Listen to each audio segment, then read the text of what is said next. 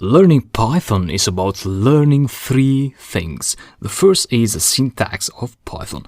You know the syntax when you know that, for example, to create a list, you should use square brackets and the list items are divided by commas. And you know that to call a function, such as the sum function, you need to use this round parentheses, and so on. The second thing is to know the proper data structure for your particular scenario. For example, you wanted to calculate student grades.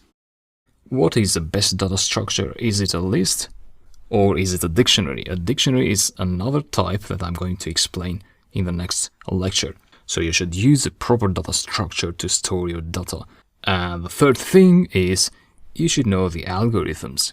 So to calculate the mean, what do you need? This is a very simple algorithm, and in the beginning you'll have a hard time finding the proper functions, what to use for the sum, what to use to count the objects of an array, of a list, for example.